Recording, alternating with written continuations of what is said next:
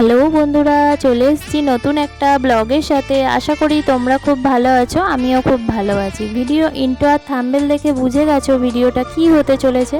তো এটা হচ্ছে বার্থডের আগের দিন রাত্রেবেলা একটা ছোট করে কেক কাটা হয়েছিল, সেই ভিডিওটাই তোমাদের সাথে শেয়ার করে নিচ্ছি। আর বার্থডের দিন আমি কি করেছি সবটাই তোমাদের সাথে শেয়ার করব। তো তোমরা ভিডিওটা সম্পূর্ণ ওয়াচ করতে থাকো, তাহলে বুঝতে পারবে আমি কি করেছি।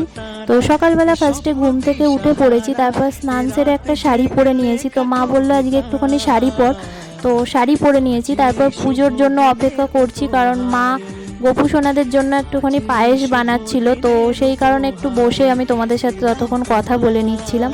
তো দেখো পায়েসটা হয়েই এসেছে। তো পায়েসটা মা নামিয়ে দিচ্ছে দেখো।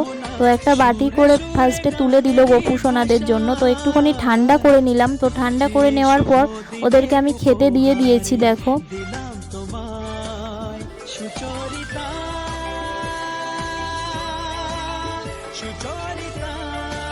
গোপু সোনারা আমার ঘরের বাচ্চা, তো ওদেরকে আমি যতটা বাচ্চার মতনই রাখি, আর ওদেরকে আমি যতটা পারি ততটা সেবা করি, নিজে যতটা পারি নিজের সাধ্য মতো। তো দেখো ওরা আমার খুব কথাও শোনে। তো দেখো ওরা তো খেতে পারে না বাচ্চা, তো আমি ওদেরকে একটুখানি করে খাইয়ে দিচ্ছিলাম।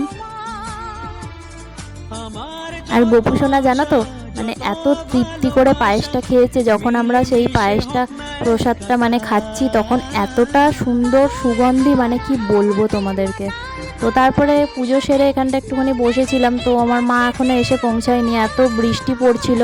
তো মা আসেনি বলে এখানটা একটুখানি বসেছিলাম। তারপর দুপুরবেলা কি সাজবো সেগুলো ডিসাইড করছিলাম বসে বসে। তারপর দেখো মা চলে এসেছে, এটা আমার মা। তারপর দেখো দুপুরবেলা সাজগোজ করে নিয়েছি। তো আমাকে কেমন লাগছে তোমরা কমেন্টে একটু জানাবে। তো তারপরে মা খেতে দিয়েছিল। তো ফার্স্টে বর আমাকে একটু আশীর্বাদ করে নিচ্ছে।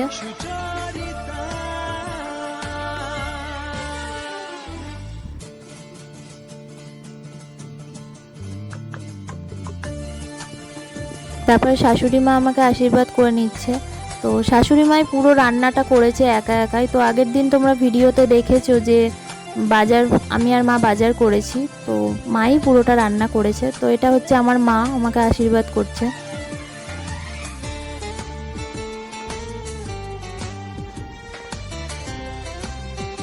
তারপর আমার শাশুড়ি মা তোমাদেরকে বলছে আমার মেয়ের আজকে জন্মদিন, তোমরা আমার মেয়েকে একটু আশীর্বাদ করো, ও যেন ভালো থাকে, এইগুলো বলছিল আর কি। তো আমি তোমাদেরকে ভয়েসে বলে দিলাম।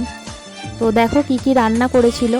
তো আলু ভাজা, তারপরে পটলের দোরমা, তারপরে বেগুন ভাজা, কাঁকরোল ভাজা, করলা ভাজা, শুক্তো, ইলিশ মাছের এটা সর্ষে বাটা দিয়ে একটা ঝাল করেছিল, পায়েস করেছিল, 5 রকম মিষ্টি, চাটনি, সব কিছুই করেছিল আর কি। আমি যা খেতে ভালোবাসি সবটাই আমাকে রান্না করে দিয়েছিল।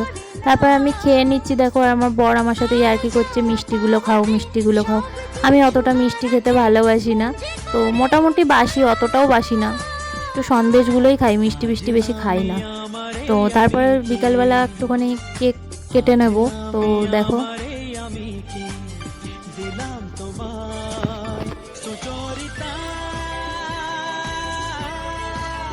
সুচরিতা